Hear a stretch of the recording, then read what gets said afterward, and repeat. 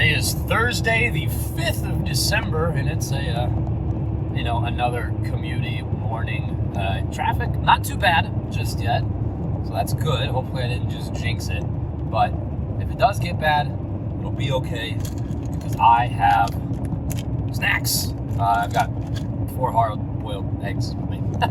I mentioned yesterday how Serena and I are starting to count our calories again, except for differing from how we normally do in an effort to cut down and lose fat.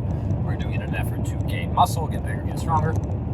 And I've done a little bit of math, and I guess the end goal for this session, this bulk for me, I'm going to be around probably 250 to 260.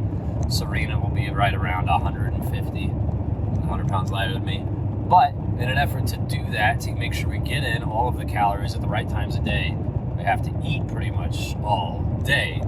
It's a lot of protein more than anything, a lot of carbs as well, but the protein is the most satiating macronutrient. For example, if you go and you eat 8 ounces of chicken or fish or tofu or whatever, just like a pure sort of protein, 8 ounces of that, and then you go eat 8 ounces of like rice, it's going to be a vastly different feel in your belly. If you don't believe me, go give it a shot. I promise you, you'll see what I'm talking about. Which is good for cutting, right? It's good for cutting because you can eat smaller quantities and then be full and it's fine. But when you're bulking, then you got to eat the quantity and then be full, and then you got to eat it again. Well, it tends to get a little bit problematic. But thankfully, we are doing this with concrete goals in mind, so we will not be deterred.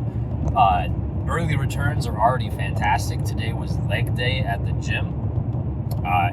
And about a month ago, maybe a month and a half ago, I restarted everything, aka I started doing sets of 15 in an effort to build up cardiovascular endurance for all the lifts that I'll be doing, and I'm gradually losing reps. So this month really doing 12 reps, next month 10, the month after that 8, the month after that it's going to be a little bit more diverse, but we'll cross that bridge when we come to it. Anyways, doing the 12 rep scheme, I'm able to squat over 250 pounds for sets of 12, which feels really good. Because it's been a while since I've done that. I had just been sticking at 225 for sets of 12, and because 2 plates is just like, it's a classic sort of just throw it on, whatever, it's easy. But now that we're starting to push up and over and beyond that again, it's rejuvenating. It's exciting. Everything is getting stronger. Some things not as strong as quickly, namely my chest, from the pec tear a few months back.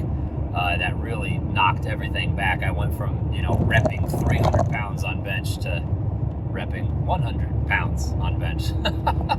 But it's good. It's good. It's fine because I'm doing that on purpose. I could probably go a little bit heavier on bench if I absolutely had to, but I don't have to. I'm trying to do this the right way and come back slowly and just make some real concrete progress here. That's going to be fun. Really fun to see. Again, like I mentioned yesterday, I haven't done a real dedicated bulk in a long time, over half a decade. It used to be like everything because, I'll give you some context here. Back in high school, freshman year of high school, I was like 110 pounds. I was a very, very skinny guy. And I really wanted to make the football team. So between freshman and sophomore year, I gained 50 pounds. I was 160 pounds, and hey, I made the football team. I was on varsity. It was great. And then from then on, I was sort of in love with the idea of, getting bigger, getting stronger, and I gradually continued that, from age 16, 17, 18, 19, 20, all the way up until age 23, when I was 275 pounds and relatively monstrous, for lack of a better word. I'll see if I can find some pictures of that. Maybe I'll include them in this vlog. But that was the biggest and strongest I'd ever been.